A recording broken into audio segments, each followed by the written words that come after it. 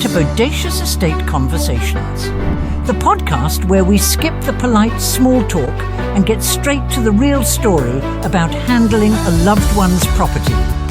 From unexpected challenges to the messy emotions nobody warns you about, I bring you unfiltered stories, practical advice, and clever shortcuts from people who've been there and the professionals who know the way. If you want honest answers, bold strategies, and the confidence to take control, you're in the right place. Here is your host, Casey King. Thanks for tuning in. On today's episode of Bodacious Estate Conversations, I'm so excited to chat with our guest who spent years helping people make confident decisions about retirement, longevity, financial independence, and he truly lives what he preaches. At 58 years old, he completed Ironman Lake Placid, proving that planning for the long game applies to both your body as well as your finances. Professionally, he's a financial advisor with Atrium Financial Associates, who specializes in helping people prepare for retirement, income planning, and long-term financial stability. Outside of work, he's been married for over 30 years, volunteers as a trail builder across Pennsylvania, and even hosts a political podcast, just for fun. Let's give a warm welcome to Thomas Marino. Tom, I'm so thrilled to have you on Bodacious Estate Conversations. Thank you for being here. I'm looking forward to this conversation. I deal with a lot of clients in this space, so it's really kind of neat you're doing this. Absolutely. I know today's going to be amazing with the content that we have rolling out. So today we're going to be talking about one of the biggest and most emotional decisions people face as they approach retirement. And that's, should I stay in my home or is it time to go? We're going to break down the real financial truth behind aging in place versus downsizing, what people overlook, what surprises them, and how to make this decision without fear or regret. So stick around until the end because Tom's going to share how to tell whether your home is actually supporting your long-term plan or quietly working against it. Okay, so let's just dig right into it. Tom, in real estate, I see clients struggle emotionally with whether they stay in the family home or sell it. From, a financial perspective, how do you help someone determine whether they can truly afford to stay or not? Yeah, so one of the things that I have kind of coined from working with different vendors and people that are in the longevity space is something they call the longevity run rate. And essentially what that is there's two pieces to it. The first part is the longevity piece. A lot of people really underestimate their longevity. And what I tell people is if you're a married couple and you're 65 and older and you're in good health at that age, there's a very, very, very high chance that at least one of you in the household is going to live into their late 90s. Yeah. And people are not necessarily thinking along those lines because it's hard to comprehend what that is, even though if they see people. And that's the longevity piece. It's not necessarily so much genes. Like people's like, oh, my parents died, at XYZ age, or I have siblings. Medical advances today are changing dramatically. We're seeing people much more into fitness. So we're seeing much more people really begin to take a lot of that longevity piece. And that's really starting to change the dynamics. And what I've discovered is people, when they talk about longevity, they're not necessarily fearful of living a longer life because they're more fearful that they're not healthy when they're at a longer life. So they see the people that are 80-year-olds and not doing really well. I see a lot of older Americans that are very, very capable. I recently came across somebody that was 95, sharp as a tack, and super healthy. And I'm like, I don't think people mind that. But they sometimes put in their head the negative side of what longevity can do. And then on the run rate side, that's really about how you're going to pay for it. Because one of the things it's like I see from a lot of people is they haven't sat down and mapped out a 30-year retirement. Like it says, do I have enough dollars to fund this future me? And it includes all kinds of aspects. And it's a very different stage of life. We've all been taught to save, but nobody ever taught us how to spend. It's a subtle difference that people have no idea. It's like, I pay for my bills because I work. And Right. they have no idea how to generate that. And so I spend a lot of time with clients on coming up with solutions and actually planning around that, saying, how do we create a run rate that's sustainable, that's going to last as long as you do, on all aspects of it. And real estate is a piece of that, because it's generally one of the bigger assets that we're dealing with. It's so interesting. So I'm hearing you say the longevity run rate. Can you explain what that means in plain English? Yeah, I mean, in plain English, I kind of equate it to like an old car, right?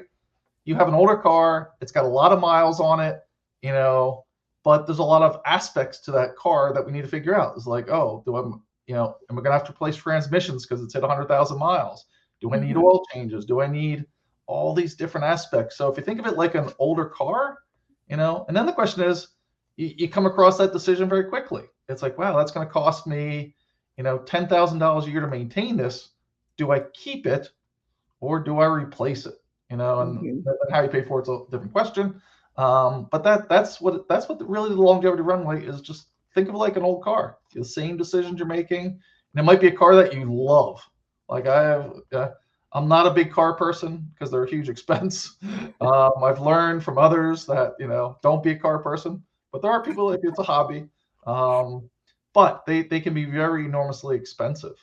Sure. And if you don't plan for those expenses, they can surprise you. So speaking of that, what do you think some of the costs are that people underestimate? So the one thing that I see the most, particularly in their house, is, I've done a lot of work with a life insurance company called John Hancock. They've done a lot of in-depth discussion on longevity and how it impacts. They are a life insurance carrier, so they're pretty good at understanding the actual statistics of that. And what they've noticed is that probably 60% of people in their database are not prepared for longevity. They discovered only about 40% have actually done something about it. And what does that mean? It's like, 70% of all people are going to need care in the future, some kind of physical care. But that becomes a problem, because does the home I live in support that potential future care? It's very easy. I'm a 58-year-old. I can get around very well and make it. And I don't think about going upstairs. I don't think about, it's like, is my stove safe? Because if I leave it on, these are all things that take enormous analysis that people we see accidents happen with seniors all the time. And do they have a plan? Whether it's rails. My own parents, they would visit my house, and just a simple front stoop. I have 2 steps on my front porch. And my dad, when he was, it's since passed away, but when he was getting frailer, he would come over, and I would have to come up with a railing on my front stoop, because he couldn't even get up the steps. So it's simple things like that.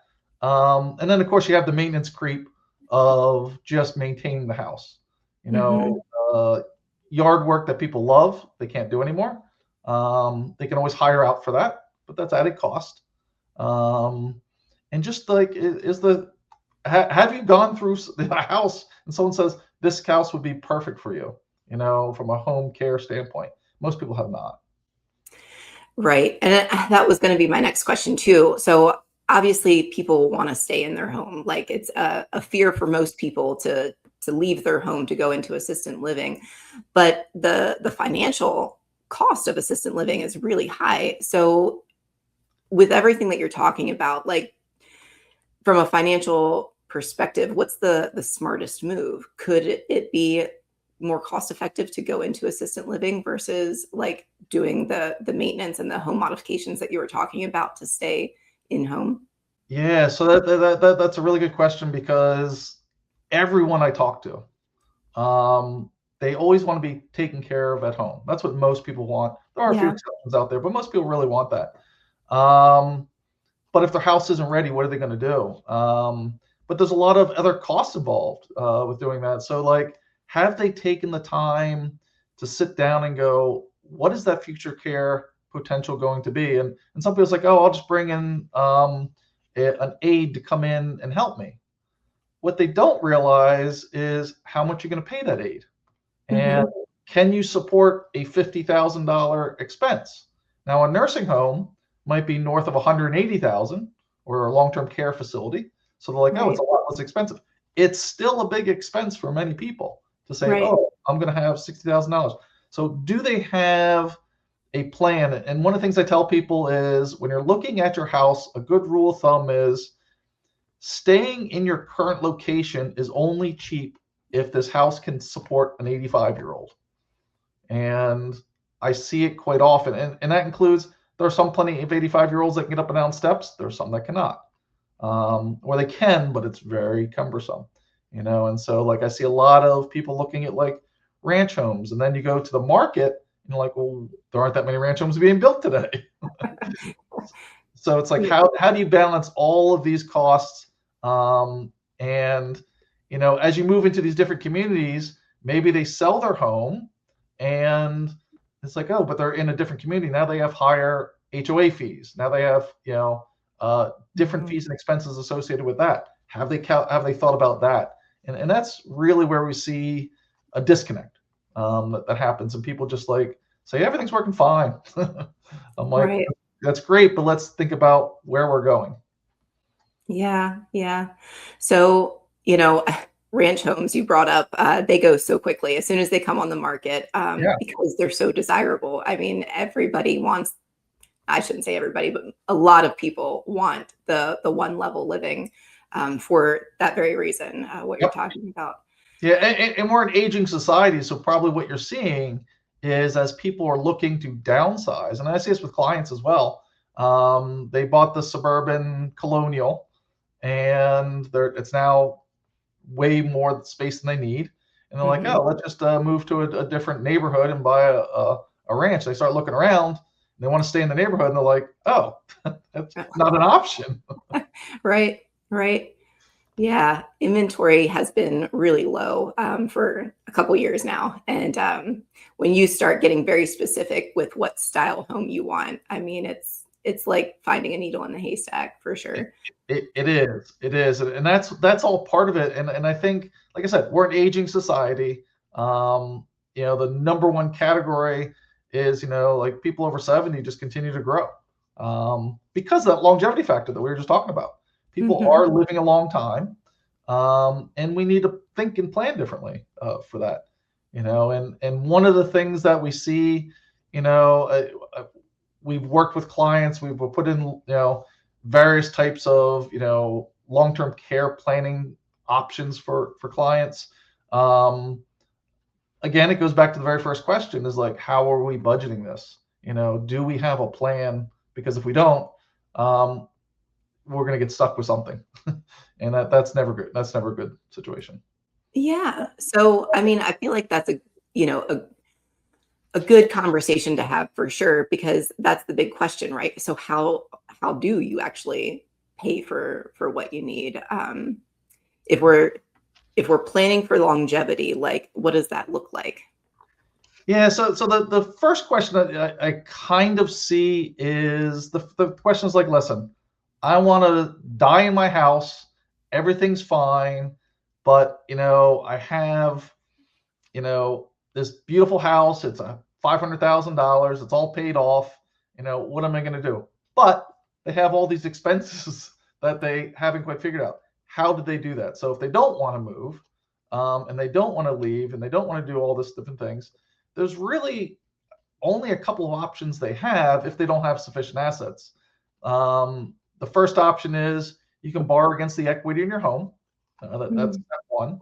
And then use that equity to fund your future self, and do that. Generally see that through HELOCs or various different loans and things like that. But as we've seen rates begin to increase, that becomes a little bit less favorable. The other option, and the senior market gets as heavily advertised as the reverse mortgage market. I've seen some nightmare cases with those.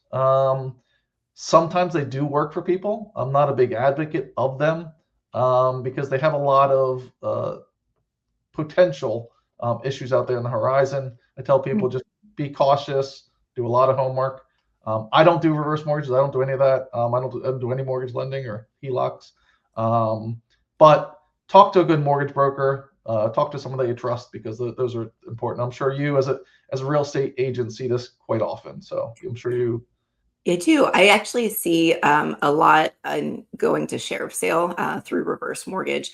And I was talking to one of my local lenders and I asked her because she does do reverse mortgages. And I was like, with people living longer today than what they used to live, like, how do you plan for that? Because they base it on their age, the homeowner's age. And she's like, oh, it's all a calculation. And I was like, okay, but you're calculating it based off of, what the average person lived today, and if they're preparing, it's going to be a lot longer. We every year we live longer and longer. So how are you preparing for that? And I don't know. She didn't really have a great, at least not an answer that I understood. But I do see a lot more going to sheriff's sale, and I think that's why, because people are living longer than what was anticipated. Yeah, and that goes back to the original longevity question. And I try to explain this to people all the time, that people understand. They go, oh, my life expectancy is X. Say it's 82 for a healthy male, right? Mm-hmm. They go, oh, 82 is when I'm going to die, right? I go, no, what that means is 50% of your cohort has died, but the other 50% of you is still living and might be doing quite well. So when we see these reverse mortgage calculations, they're using life expectancy tables. But what they don't realize what life expectancy is, and it's a huge problem. I see it when talking to people because they're like, oh, what's the life expectancy? I go, that's different than, what your actual longevity is going to be. I tell people, like, if you really want good actual probability of death numbers, you got to go more to the insurance companies. The life insurance companies are very good at this. They know when your expected mortality is. Based on your underwriting. So it comes down to a lot of things. But I really do caution people to use life expectancy as a longevity problem is cautious, is needed there. Yeah. Right.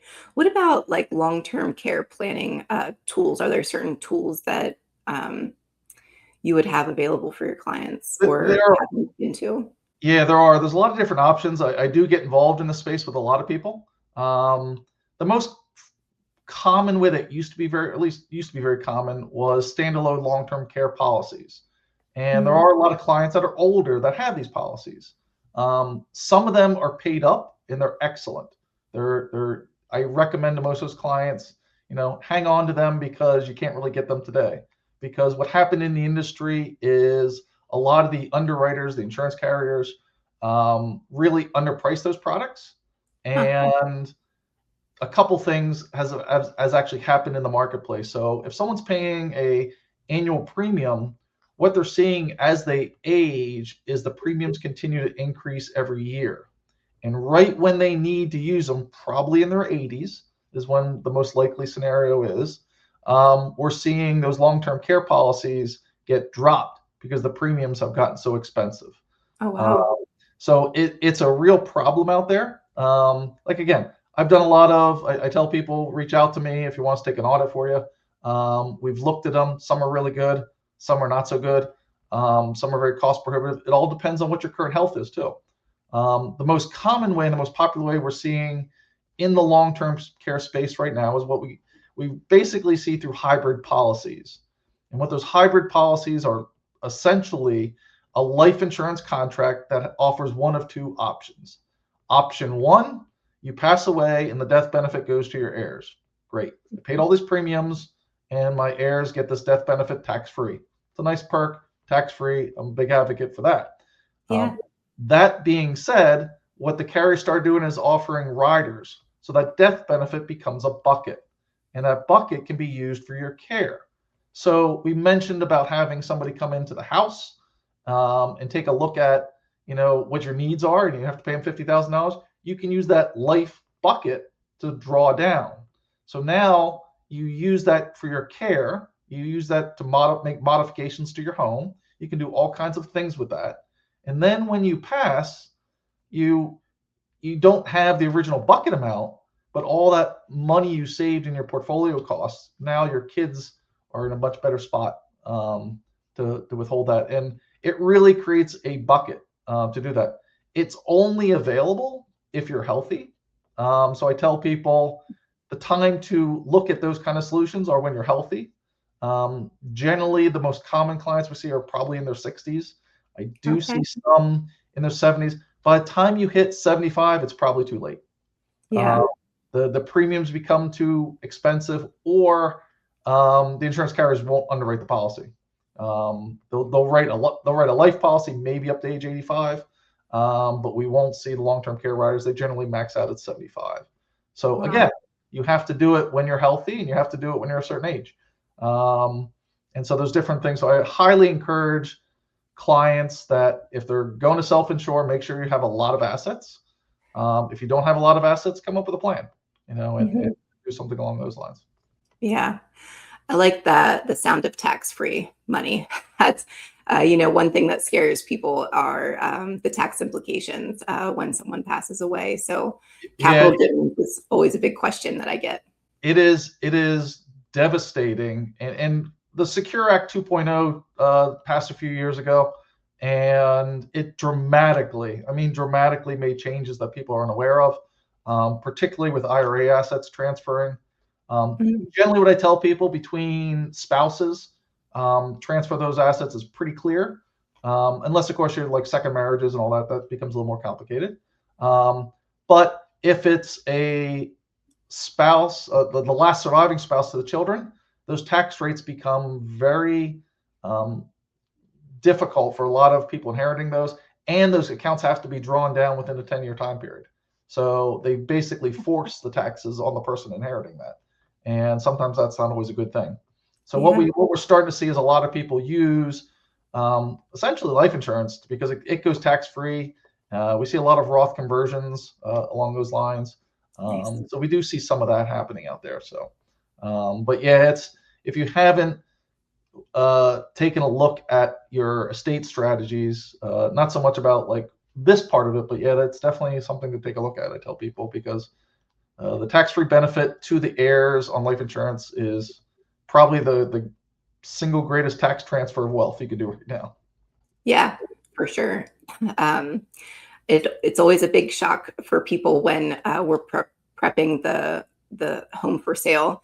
And I always give them like an estimated proceeds sheet so they have an idea of, if we sell it and all of the closing costs are paid, and they see the Pennsylvania inheritance tax line on there, and they're like, whoa. Yeah, I tell most people, like the federal estate tax that gets talked about a lot is at 14 million, and that doesn't affect a ton of people unless they have really, really valuable real estate. They could be, not have huge bank accounts and just have valuable real estate, but that doesn't affect a large amount of people. But the Pennsylvania inheritance tax, and of course every state is different. So you hear people, oh, I'm going to move to Florida and I'm going to do this and do that. You can absolutely look in that. I tell people, consult your tax advisor. I am not a tax accountant. And I tell people that, be aware, because different states have different rules. Right. Yep.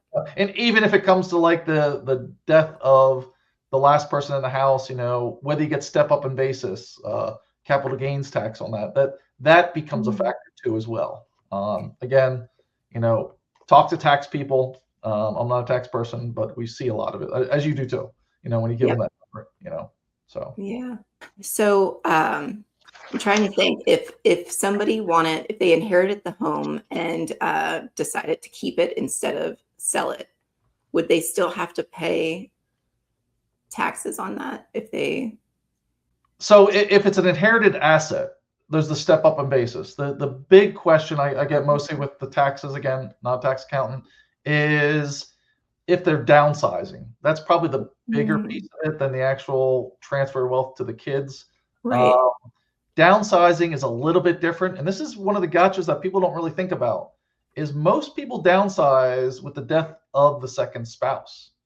Like what I see quite often when the two are living together, the house works great. Maybe one person takes care of the maintenance on the house. The other person does other stuff in the house. Yeah. The exemption from a tax standpoint is $250,000 for single, $500,000 for married, but that's on the profit of the house. So it's not the sale price of the house, it's the profit. And that includes any renovations that you've done. That includes a lot of different aspects of it. So, you sell a house for $500,000, not necessarily the profit on that house. Yeah. But that being said, here's where the gotcha comes in, is most people sell their house at the death of the first spouse. And that's where that becomes a little different, because you just went from married filing jointly to married single, or not married, but single versus married. Right. And we do see that a lot out there, where people are not thinking that far in advance, and they just they might have $1 million house now, and wow, that's a huge capital gains tax, anywhere 15 to 20%. Again, it varies by state. Talk to your tax people. Right. But yeah, just be aware of that. That's a catch that does catch people.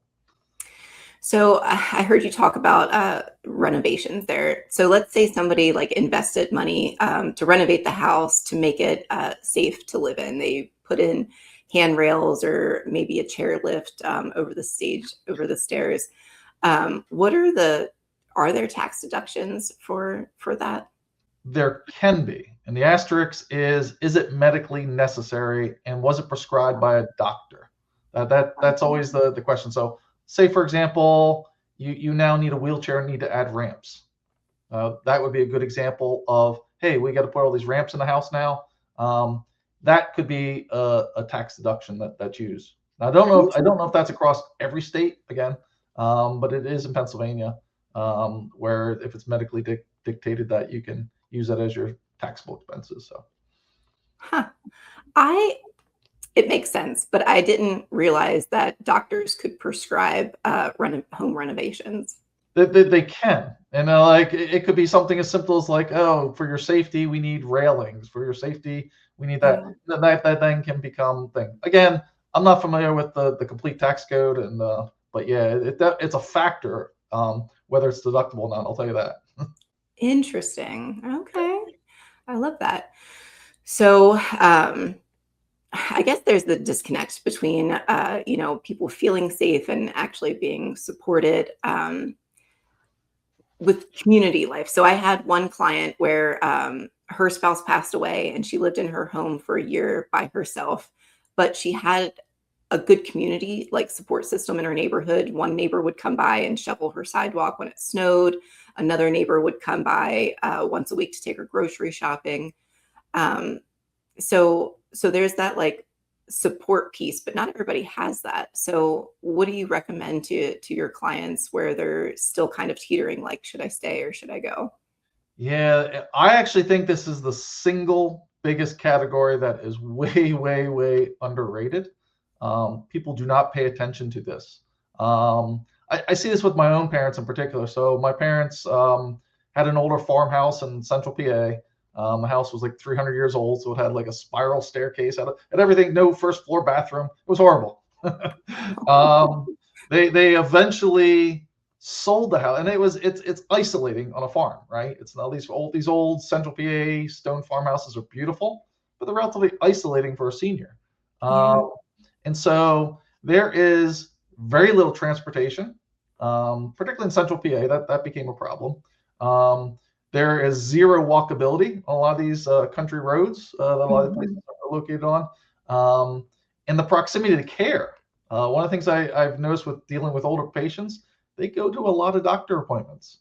Getting access to those doctor appointments is getting to be a challenge. So when you move into a community, and you might have someone shovel your sidewalk and someone take care of it, but where are your doctors located? Can you walk if you want to? Can you get to places? And we're starting to see, just as we, I live in a suburban community that, was great for kids. They had lots of space. We had safe sidewalks. They can ride their bikes on the thing. That's me as a different age group, right? And one of the things I try to tell people is the good way to look at life is there's different age groups and different parts of life. And I kind of when you're 70 and older, your needs are going to be very different than from say 50 to 70. And when you're under 50, there's going to be different needs and requirements. And does your neighborhood meet those standards? Now, there's some neighborhoods that absolutely can meet all age groups all the time. But we see it, I'm sure you see it a lot, particularly in different parts of Pennsylvania, that, not all communities are equal when it comes to access, when it comes to transportation, when it comes to all these issues. And the one thing I've noticed is Uber, very common to get around, but try to talk an 85-year-old into how to use an Uber app is a very difficult thing for them to work with. Yeah. And, maybe technology solves some of this problem in the future, but I don't think it's going to solve the problems where the people are actually living. And so as you look at a community like the big one, I think is going to be a huge benefit to seniors is like Waymo, the driverless taxis. I've never taken one. I'm excited to look at that. I think they can really change things on how people get around. But that being said, I don't see an 80-year-old, an older person. There are plenty of them that are, but most of the older people that I work with, that would scare them. Yeah. And they would have no interest in doing that. And I respect that. I tell those, I look at the way people are and try to meet them where they are versus saying this is what you have to do. And that's really one of the things I see I work with a lot of different age groups.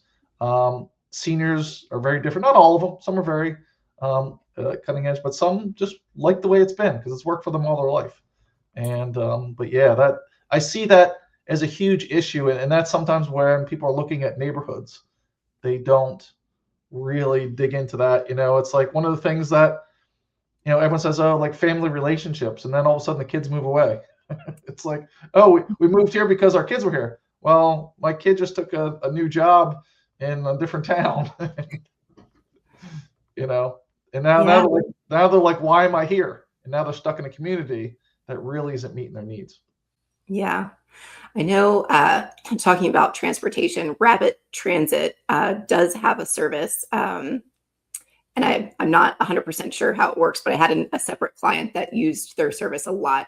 So she had a bus pass and she would call them and tell them where she needed to be. But again, I think you're right. That's limited to where you live. They're not going to go everywhere, I don't think. But Yeah. and the walkability piece, like you were saying, in the country, we don't have sidewalks. It goes from grass to road. So it does. yeah. It does. I mean, one of the things that I've noticed is like, now I live in southeastern PA. I grew up in central PA, but so I understand that world. But southeastern PA has public transportation in most places, and if you're 65 and older, you can get free public transportation passes. That being said, is most people I know don't want to do that. They love the independence of cars. If you look at the PennDOT records that are out there, there's a lot of people on the roads that are 90 plus still driving. That's interesting. Yeah, PennDOT has some really, I think, some concerning records. But it's very hard. I before my dad passed, he was adamant against giving away the keys, and my mom didn't want to deal with it. We had a lot of conversations about it's not safe for him to be on the road. Now, my mom still drives. She is 86. But I'm concerned about her. She now lives in a community, though, that has a public, as a private, she lives in a retirement community area, so it has a private limo that if she needs it, she can request them and they can take her places. And oh, wow. Yeah, it's actually kind of cool. And I'm like, the more I see it, I'm more like, Mom, you shouldn't be driving. Why don't you just use the service? Yeah. But my dad was like, no way am I doing that. I'm going to drive because that's what I do. And I'm like, Dad, you shouldn't be driving. You might hurt someone. He did get in an accident before we took the keys away, and it didn't go very well. So, yeah, it's a growing concern. And as funding issues happen and public transportation, just with the recent budget battle in PA, public transportation was a huge issue. A lot of people in rural areas think they don't want to pay for public transportation in the city areas like Pittsburgh and Philly. But the reality of it is most of Pennsylvania could benefit from some form of public transportation. I think it should be continued to get funded, of where it's needed. So. Yeah, I totally agree. I just did a clean out last month, and there was a car in the garage that we got an auctioneer to take over for us, to sell for the family. But I asked, my first question was, does it run? Because it's a, an older car. And they're like, well, the last time we had the battery in it, it was running fine, but they took the battery out so that the gentleman couldn't get it in. Couldn't use it. Yeah, correct. But these are not uncommon stories. These Yeah. are not uncommon stories. And it's a generation that, at least older generation, highly values self-independence and driving. Yeah, for sure. Now, my parents are more silent generation. The bigger population, of course, is the baby boomers that are older right now. They're much more independent than the silent generation. I think that's going to be an issue that's going to become greater and greater because I see it with just the way they grew up. Like, the car is a big beating to them. My kids are now 22 and 24, and they could care less if they own a car. They just want to get access. Like, they take Ubers everywhere they go. So it's like they don't think twice about using things. Yeah. Like, the car is not independence to them. It's kind of interesting. So Yeah, that is an interesting shift. yeah, it's fascinating how it grows. And like I see more young kids, I call them kids, or young adults would be a better way to phrase it, that don't even want to get their license because, like, what do I need a license for? And I remember, like, I am like 58, and I just realized that that was like my huge thing. It's like, wow, I can get my license. It's talk to a lot of high school kids. It's not a big deal to them anymore. Now, there are definitely a large group, but there's a growing group that it's not. So I find that fascinating on what the car represents to different generations. Yeah, for me, it was freedom. That's for sure. Like, exactly. Yeah. Exactly. I thought the same way, but if you talk to younger generations, they don't see that. Yeah. They're very comfortable, like, calling an Uber and going, I'll just dial an Uber. It's like right here on my phone. I can get anywhere I want. That's true. Yep. So it's interesting. Yeah. So when adult children start getting involved to help their parents, what do you think the biggest mistake families make with? The biggest mistake, and like I said, I experienced it with my own. I am one of 6 kids. I am the financial advisor in the family. I was my parents, or my mom's financial advisor was my parents' financial advisor. And we never talked about money in the family ever. We never talked about health. We never talked about, what's going to happen when something does happen. And fortunately, my dad opened up, and they gave me a lot of information that even my brothers and sisters have no idea about. So they trusted me with a lot, and I felt a deep responsibility for that as the child that does that. That being said, the one thing I told them, and I tell even my clients today, is like, don't wait for a crisis. Right. Because your options become much more limited. We mentioned life insurance once before. You can only get life insurance when you're healthy. That's the way it works. Mm-hmm. You have so many more options when you're healthy. When a crisis happens, and strokes happen, and they're not necessarily going to kill you, but they're going to debilitate you. And guess what? Your options are going to be off the table. I've seen a lot of situations, worked with a lot of clients where dementia starts setting in. And I ask them, what do we want to do? And they're like, what are my options? I go, well, they're pretty limited. We never set up long-term care policies. The dementia units are $180,000 a year. Do you have $180,000? Great, then that works. If you don't have $180,000 a year, what are we going to do? So that's the options that are faced. And when we start seeing people try to manage this, that's where it is. I tell people, don't wait for a crisis. Sit down. It doesn't have to be, everyone's like, money always a very family thing. Parent sibling relationships are always across the board. But have at least a trusted advisor that you can talk to. If you can't talk to your own kids, find a trusted advisor that you can. A lot of advisors see this on a regular basis. I see it with clients on a regular basis. I have clients that tell me stuff that they don't even tell their own kids, and it's really kind of interesting. I'm sure you see it with the real estate world. You know, But you're an independent advisor. And that's why people talk to you about it. They trust you because of whatever reasons are out there. And you play that role as well as I play that role. And it's really a privilege, and it's really heartwarming when they do. I love that. So if somebody isn't sure whether, they should stay in the home or, get an assistant or whatever the liability is for their future, what do you think the first step is? I mean, we talk about planning, but then I feel like there's the mountain, there's the top of the mountain, and then there's just taking that first step in front of you. What do you think the first step is to get started? There is I've done a lot of just healthy endurance sports, and you mentioned mountains and all that. It's very much a piece of me. And the first step is really, is the most important. It's not really the race. It's taking that first step and getting together. I put together personally a what I call longevity readiness guide. It basically answers 4 different areas. It's 14 questions, either yes or no. You either did it or didn't. Simple questions. Do you have power of attorney? Yes or no? Have you even thought about long-term care? Yes or no? Have you done anything about it? Yes or no? 14 simple questions. And when you get to the end of that, if you score 70% or more, you're in great shape. You've probably, had some good things. If you're below 50%, you might want to find some kind of advisor to walk you through this, because you're going to have some issues potentially. I've seen plenty of people get lucky in life and things worked out just fine. But have a plan. You're right. I do a lot of fee-based financial planning for clients, where we sit down, we go through all their assets, and we put it all out there. And it's great because they don't have to give me their assets. We can just do it on a fee-based for them. You're right. That's the mountain, because people are like, oh my gosh, that's a big commitment. I don't want to do that. I just need something. Am I okay?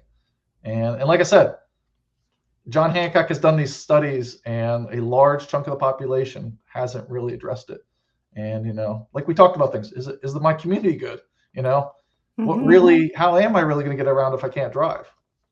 Which is why I see people hanging on to that and creating unsafe environments, because they basically say to me, what am I going to do? I go, you're right. You don't have an option, because now they're older and they're kind of stuck, and we got to come up with a plan.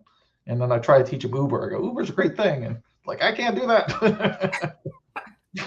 And I'm like, they can help you. I'm like, but that you don't want to be in that situation. If you want to embrace Uber, that's great. Fine, embrace it. But you don't want to have to learn, a smartphone, because that's what they're being forced to do. Yeah. It's not comfortable for a lot of people. And I try to encourage people to live life the way you want to live it. And the way you do that is to take control, when you're healthy and have options. So true. Yeah. So you and I have both done Spartan races, and there's a saying when you're on the course that you hear people saying around you, don't look the mountain in the eye. You just put your foot in front of you, and don't look the mountain in the eye, because if you look up and you see how high the peak is, you're like, oh my gosh, it's going to take me all day to climb this mountain. Just don't. So there's a saying that somebody taught me, and I call it the all endurance sports. Whether I've done triathlons, I've done ultra running, I've done all kinds of different things. Run or bike or whatever, the mile you are in. Because if you're looking at these long events and you're like, oh my gosh, I got another 6 hours out here. I got 20 plus miles to go, and I'm at mile 2. Yeah. What am I going to do?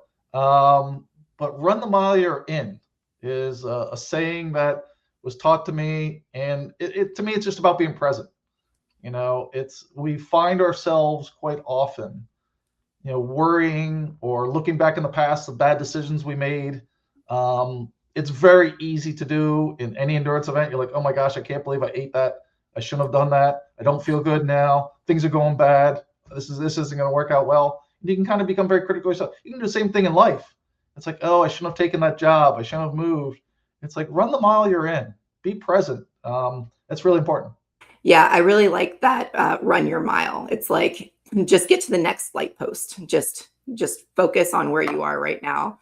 So, and I love how all of that plays into your planning because you don't just preach, plan for it, be fit, be healthy. You actually live it. I mean, you said at 58 years old, you completed an Ironman. I mean, that's no small feat. Tell us about that.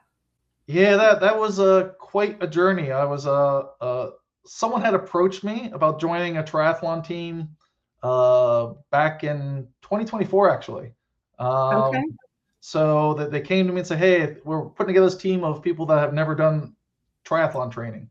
And I'm sorry to interrupt, but the triathlon, that's a bike, no, a swim, a bike, and then you run, right? All right, yeah, that would be a full triathlon. Now the Ironman triathlon is the highest peak of that, which is a 2.5 mile swim, a 112-mile bike, and a full marathon, 26 miles. And the running part, I've done that before because I've done ultra marathons. I've done longer that distance, and I've done challenging courses on mountains. So generally, a full Ironman, 14 to 16 hours, you're outside doing something. But in 2024, I started and I signed up for this. I said yes. And to be honest, I couldn't even swim a mile. I couldn't even swim 100 yards. Like I went to the pool and I thought the lifeguards were thinking I was drowning. They're like, "You need some help?" They literally said that to me. "Do you need some help?" I'm like, "No, I'm trying to swim." So that's where I started. And the daunting task of swimming 2.5 miles, and you have to do it within 2 hours. So I'm like, you can't just swim 2 miles. You got all this other stuff to do too as well. And so what did I do? I hired a coach. I hired somebody to teach me. Say, "Hey, hire a coach," and she taught me to swim. So I learned to swim. I'm like, okay, I can do this. I'm now swimming. And so my biking, I used to bike a lot, so I got bike fit and did all that. And running, I thought I had down, so I didn't even focus on that. I was just more focused on mechanics. I went to Lake Placid, and Lake Placid in the Ironman circuit for North America is considered one of the premier Ironman events across the country because it's hilly. It's in the Adirondacks. It is not an easy course. And so I was like, yeah, sure, sign me up. I'm up for this. And the swimming's in a beautiful lake, probably the nicest swim you'll ever do. And the biking is really hilly. You're climbing in the Adirondacks. It's a lot. And I ended up DNF in 2024. I'm at mile 22 on the run. So I've been out now for 16 plus hours. And DNF did not finish. Yeah. I had to get to the finish line by midnight.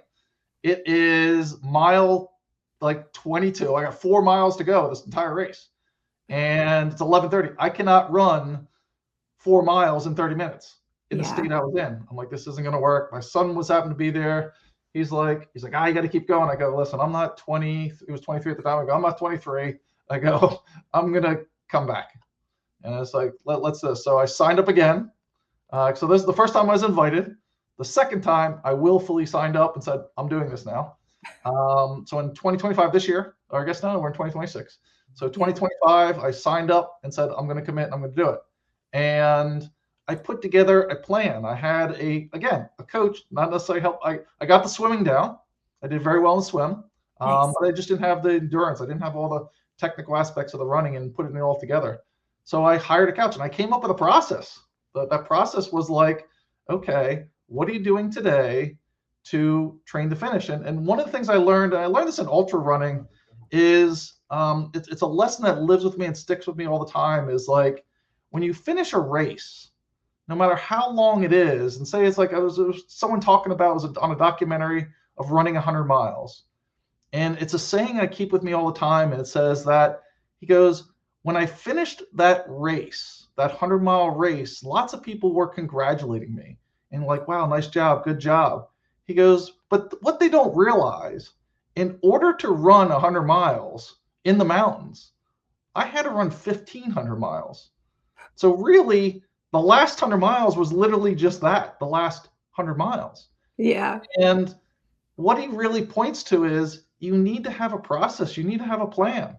So when I went back to Lake Placid on my second visit, it was I had a coach, and she outlined, well, what are you doing today? Again, it was going back to focus on the model you're in. What do you, because like training blocks are really long, they're multiple months. And it was a question of, did you get a bike run in today? I was like, no. I was like, I got really busy with work. I got a flat. I wasn't going anywhere. She's like, get back to it tomorrow. I was like, okay. And it's that process of being present and staying focused that becomes really important. And with that process, you can literally conquer many, many things in life. And it may not be a Ironman triathlon. It could just be a simple 5K, for some people. It's like putting yourself out there is really, really important, and I tell everybody this is like, I have literally, I love what I do, for one. I love helping people. I love every aspect of it. It truly is a great experience to watch a plan you put together with the help of the client and their kids or them just thanking you. I can't even explain it. I love that aspect of it. And it's really so important to use others. I tell people, the do-it-yourselfers, sometimes you can get it done, but it's really important to use others to make that happen. And what I love about my business in particular, is I literally get to see the future. The reason I got into Spartan races 10 plus years ago now was I deal with a lot of older clients. And I've realized the one thing you can't buy is health. You can start fitness at any age. It can be when you're 60, when it could be 20, it could be 40. I started when I was 46. I couldn't run a mile at 46, and I look at my clients, and the ones that were doing really well in life, the older ones, because that's where I really wanted to go. I was like focused with the end, and all of them were healthy. Now I 100% understand that many things happen to you in life. We all know people that have passed prematurely. We all know people that have had cancer and stuff like that. But you can tilt the odds in your favor dramatically by just like doing some kind of fitness. And so I look at my clients, I'm like, boy, that client has a lot of money, but he's not doing well. He's not very happy. And then I would look at other clients that didn't have nearly as much assets, but they're healthy. They have a plan. They're executing on that. And you know what? They're doing very well. And I said, that's where I want to go. And so I kind of was inspired that my job allows me to see the future. And I tell all my clients that is like, I get to see a lot of people in a lot of stages of life. I go, let me tell you what works, what doesn't work, or what I see. And not necessarily is going to happen, but I can tell you what probabilities happen out there and where we're going, and you can do something today to change that momentum. And that's how I got into fitness. So I was like, I started getting into fitness. I signed up for a Spartan race. One Spartan race, I realized I enjoyed it. I'm an odd person, yes. I guess we both are. I'm there with you. I like torturing myself too. Yeah, it's like you get attracted to these weird things, and you're like, people look at you like you got 10 heads. And I'm like, yeah, it's like we all find our things, I'm not a big pickleball fan, but hey, people like that too. I'm like, but I tell people, find something. Find something they enjoy. Find something that is social. Like the other aspect of it, it's the social side of it too. Like I've built a whole community around these different, people call them hobbies. I don't call them hobbies. I just call them lifestyle choices. Because a hobby implies that it's not important. It's a lifestyle. Because I've changed my diet. I've changed, how I view things. I changed a lot of things. Right. On that journey. I was just going to say, it's so important when you retire to keep moving. People before they retire, they go to work every day and they're in a routine, and then all of a sudden they retire, and then I hear it's called death by couch, right? They're like, don't know what to do with themselves. So they just sit on the sofa and watch TV, and your body is kind of in shock, like what just happened. So staying fit, doing those things. But it goes back to that aspect I said was the most important factor of, do you sell your house or not? What's the social impact of your community? Because that has a huge factor in what you do. Because for most people, work provided a social structure to them. And losing that work that they're doing, it changes it. So like, yeah, that's why I said I think the social piece of people, whether they sell their house or not sell their house, is probably a bigger fact. As a matter of fact, I've had many clients that don't need to go back to work. I say, why don't you go back to work? You might enjoy it, and some of them have taken me up on that. They've said, yeah, and they're really enjoying it because it's a non-isolating event, and they're healthy and they're doing fine and all that, and you see different aspects of it all the time. Yeah. My mom did that. She got a part-time job just to have something to do, just to get out of the house, because she didn't want to sit around and watch TV all day. So do you see that as like a mindset trap? Like do people get into that, the mindset with their finances? Like what kind of traps do they fall in with? I'm trying to like draw health and finances together because I feel like it's the same mindset. It's very similar. It's very similar because like just with like health, some people think like, oh, I'm destined. This is my genes. This is what I'm going to do. And if you've done any of this stuff that we have done, you see all kinds of stories of people going, wow, how did you do that?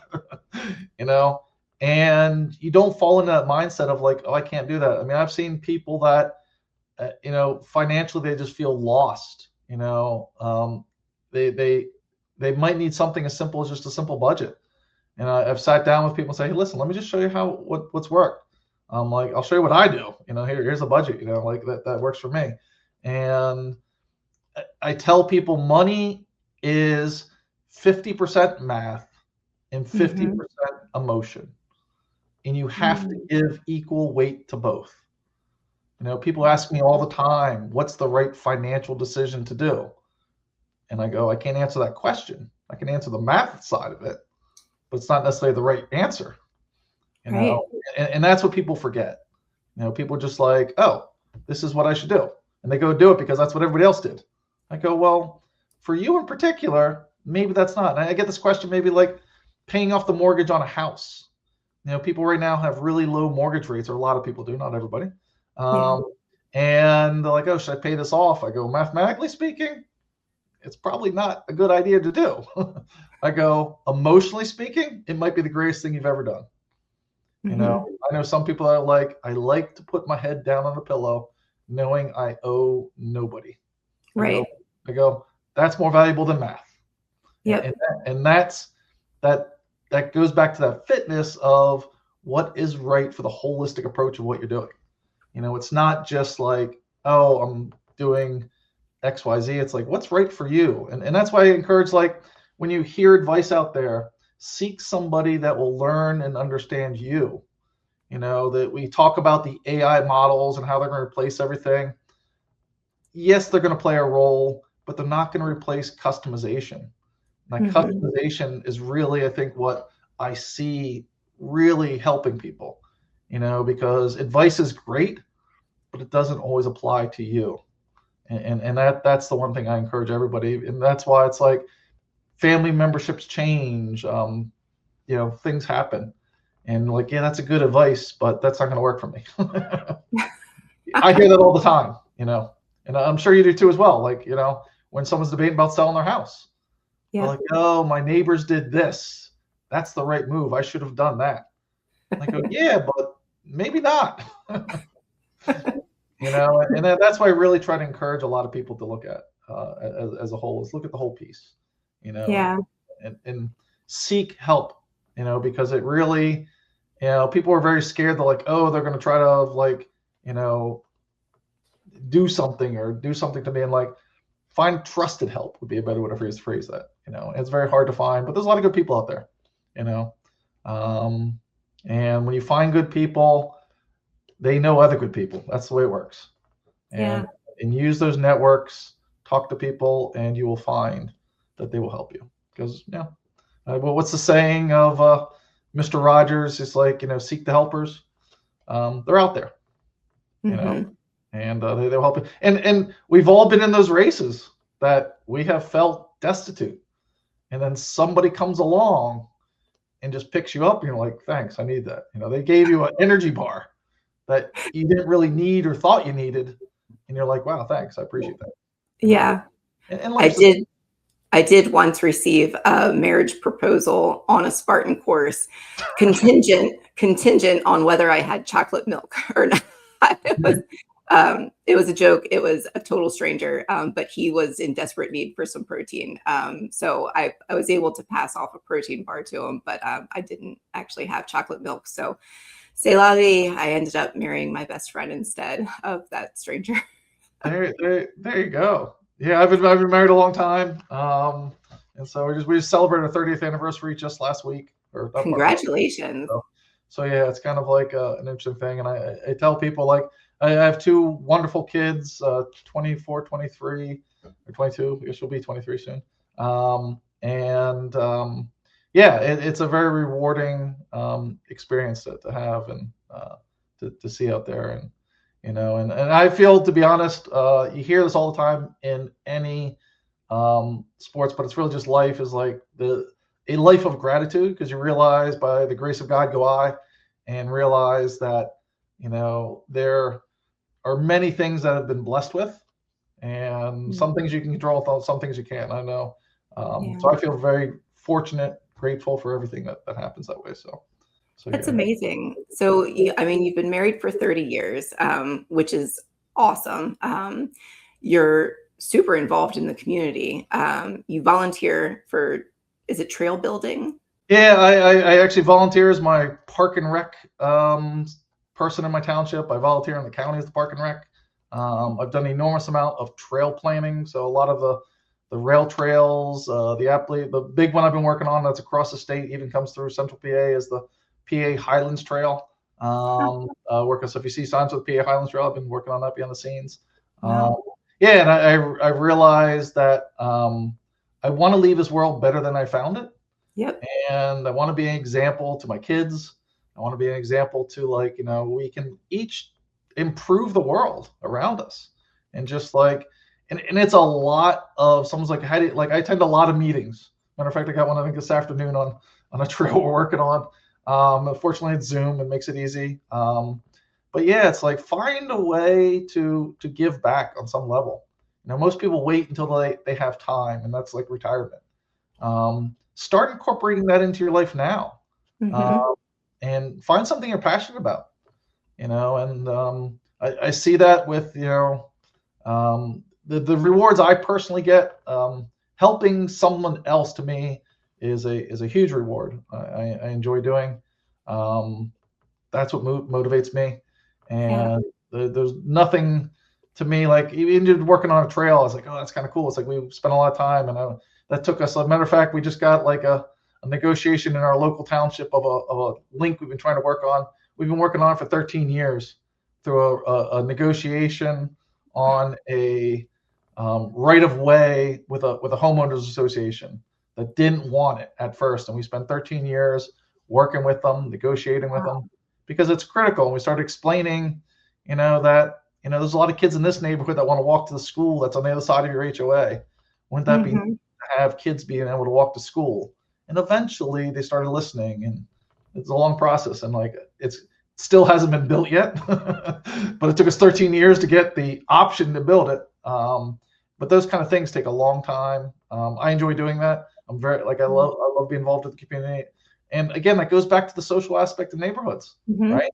We were just talking about, like, I feel this is a community that I have a hard time leaving, although, I wouldn't have a problem leaving, but, I'd be supporting my kids or something like that. And I see all that, but it's part of your community, and being involved in your community is very rewarding, So I tell people, find something in your community, get involved with it, and you will find that it's very rewarding, and everyone's different. My wife does the community differently than I. I'm much more out there than she is. But yeah, it's very rewarding, and that's I kind agree. of my philosophy of doing it. So. Yep. Yeah, I 100% agree with you there. I'm a Rotarian, and we get out and do a ton of volunteer work, and it just makes you feel good doing stuff for the community, helping out. I don't know. well, rewarding. I can't think of a better word. It just It is. It is. I mean, like I always tell people, like, they're like, "Oh, thank you for doing this." I'm like, "Well, I get more of it than you do, to be honest." yeah. I'm like, it's what it comes down to, and I think that's why people like you do it because you enjoy it, Mm-hmm. and you meet some great people along the way, and and someone's going to benefit from something that you did, and that to me is what I want to do. And like, I was a Boy Scout when I was younger, and it was just a simple philosophy: leave the campsite better than you found it. We do like trash pickups before we left. Yeah. Just like it was part of that whole leave no trace, but it was more than leave no trace. It was like not just leave no trace, but leave it better than you found it. Yep. Where if there's a campfire there, you go find some wood and put it in the fire circle for the next person coming in. Just simple things, and I just kind of incorporated that through life of doing it. So That's so awesome. Well, this has been so much fun. So what's the best way for folks to get a hold of you? yeah, this. I really appreciate this conversation. I appreciate the endurance aspect of what you do outside of your real estate thing. It's always fun to talk to a fellow endurance person. Yeah. The best way to contact me is you can always reach out to my website, which is Atrium Financial LLC. There's lots of L's at the end.com. You can email me if you want the readiness, the checklist. Yeah. Shoot me an email. My email is just tmarino@atriumfinancialllc.com. You can even call me. My number's on the website. You can call me, and it's even text friendly. Shoot me a text on there. So like advisors are kind of in it. We can do texting on there on that number. So reach out. I'll email it to you. There's no obligation. I'm not going to haunt you. Going, oh, this is really genuinely to help you. If you have an advisor that you're working with, review it with them. If you don't have an advisor, I'll be more than welcome to content. I live in southeastern PA. I have an office on the other side of the bridge in South Jersey. I go to Central PA often because my mom still lives there. I grew up there. I still have clients there. I do a lot of Zoom calls too. So there's many ways to reach me. I'm on all the social medias, the LinkedIn, Facebook, Instagram. Reach out. Very cool. Yeah, I am definitely going to take that assessment myself, and I'm sure I'm not going to score very high. We definitely my husband and I have a lot of planning that we need to do ourselves. Yeah, it's important. And it's like, it's kind of interesting. I just literally had this conversation with my mom 2 days ago, I think it was. So my dad passed away 2 years ago. My mom's in a retirement community now, continuing care facility on the independent living side, and she's doing great. She has some issues. But I literally just said to her, Mom, it's like, I know you never finished your will. I was like, and I said there was like, this isn't going to be a problem for you because you're the last survivor. It's going to go to us as the kids. I go, please take care of this because I've seen devastation happen. And as a matter of fact, just in the past, I guess 30 days, I had two close friends that have passed away from a heart attack at 55. Two at 55. It's crazy. And they didn't all have their documents very clean, and it's left kind of a nightmare. So I tell people like that planning side of it and like isn't important. My mom doesn't have it done. I told her, I said to her, when are we going to the attorney? I said she has an attorney she wants to go to. I go, let's set an appointment. Let's make it happen. I'll go with you. Let's make it happen. But I think she sees it as dealing with her own mortality. I said, Mom, I was like, I got all my documents done. I go, I don't think I'm dying anytime soon, just to be clear. Yeah. I go, it's not that. And so like, get it done because it's really important. And you can, I was gonna say an older person go online, but that's probably not a good solution. There's plenty of elder attorneys that are out there that can help them out and make that so. So yeah, that's a good thing. And then just going through the stuff is like, what do we want? And just realize any plan you put in place is probably not going to be the same it is for years. So you got to revisit these things every once in a while because what is good today isn't necessarily good tomorrow, and they continually change. Agreed. So yeah. But that's what I recommend. But yeah, get it done. Yeah, we got to. I agree. Well, thank you so much, Tom. I know our listeners are going to get so much out of this. I really appreciate you coming on the show. This has been a wonderful conversation, and cheers to the new year. Cheers to the new year. I love it. Well, that wraps up another episode of Bodacious Estate Conversations. Thanks for listening, and we'll be back with more great stories and tips soon. Bye. Great. Bodacious Estate Conversations isn't just chatter. It's about learning, taking action, and finding solutions that actually work. If today's episode resonated, share your thoughts, subscribe, leave a review, and pass it along to someone who could use a hand. More stories, smart strategies, and practical guidance are coming in the next episode. Don't miss it.